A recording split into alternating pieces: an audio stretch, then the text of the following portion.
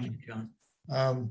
And I want to start out with by asking you a question about how your vision for this, your citywide vision, will impact mid-Cambridge, because this is, as we say, all politics is local, and I think you have a lot of experience in working with neighborhoods. But I'd like to get your take on this. Is that as you know, many of the most difficult and controversial issues facing our city have to do with the booming economy, coupled with a region-wide shortage of housing, leading to gentrification and a crisis of affordability.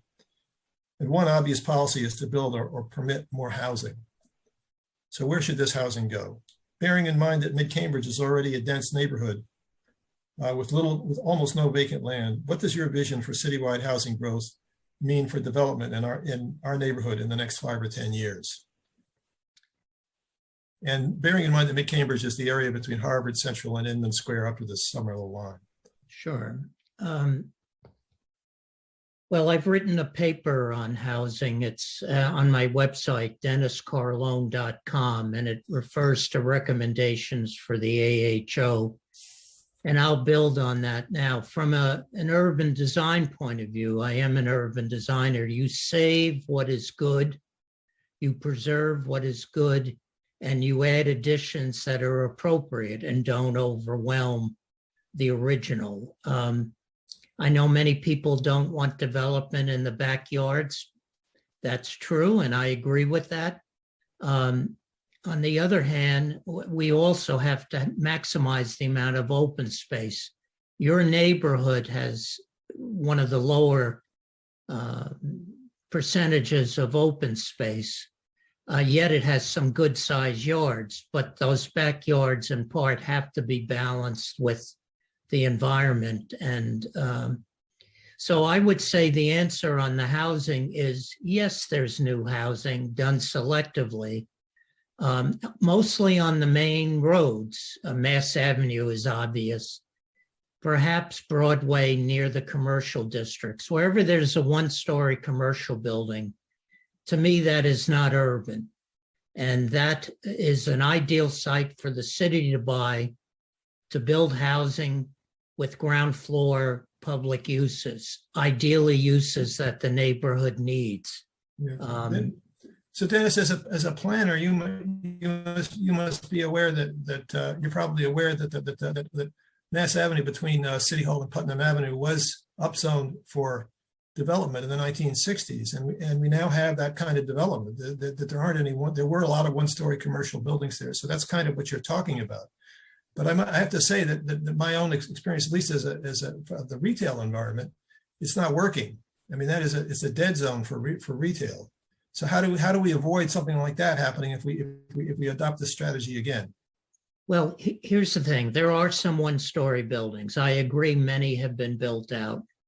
Retail needs to be contiguous. It needs the continuity, and but every neighborhood wants a local retail district. And even if it's only a block long or a block and a half long, it can have the needs, the uses that the neighborhood needs. But you also have Broadway and near Prospect. Now, granted, that's at the far end of the neighborhood, but there are some one-story buildings there. To me, one-story buildings do not belong in the city. What about that's the likely place of change in your neighborhood. Okay, that's interesting. Thank you. What about you've supported the Cambridge cycling ordinance mandates? Do you think that there's scope for opening this up, opening up to hearings? Because there's a lot of John, I'm not hearing you. I don't know. During the pandemic, what was the lost parking? Oh, Dennis, I think the question is about cycling mandates and lost parking. Okay, thank you. Yeah, I've talked to a lot of people about this. Look, I'm all about safety. An urban design architect looks at the public safety. But here's what I think the problem is. The problem is we're looking at this as when I say we, I mean the city is looking at this as strictly a transportation study and delivery study. It should be urban design studies. If a median is there, the median's got to go if there isn't sufficient space. I was one of the first people to recommend that a commercial district, whether it's in mid-Cambridge or in my neighborhood, neighborhood 9, goes in 100 feet. So the side parking, that 100 feet, is in a commercial district. It seems logical that that would become commercially parking with meters. I just think it has to be looked comprehensively. People's attitudes have to be respected. And you put retail owners, retail businesses, you put bikers, you put every actor down and you say, what are the issues? How is it resolved? To what degree can you resolve it? And you shoot for an average of 85%, 90% of the solution. So you're saying that we could have a process like that for Broadway? We should. That's what urban design is. What we're talking about is urban design, not just transportation. Yeah. So you can hear me now? Yes, I can. Perfectly. Sorry, I don't know what happened there. I think we're almost out of time, but I'd like to just, can you hear me now still? Yes, no. Yeah. We're almost out of time. And I think our next speaker is Nicola Williams. Is she, I'm not sure quite where we are on here,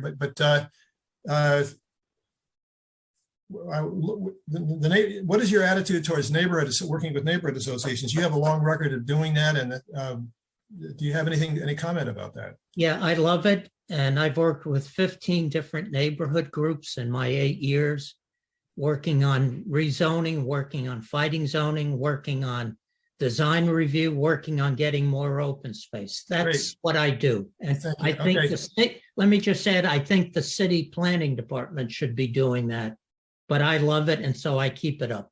Well, okay. Well, let's see if we can get the planning department to do it. Thank you very much, Dennis. So John, just a question. So I'm done now. You're done? Thank you very much for being here. Have a good evening. I need a minute, John. I need a minute. I just arrived. And our next speaker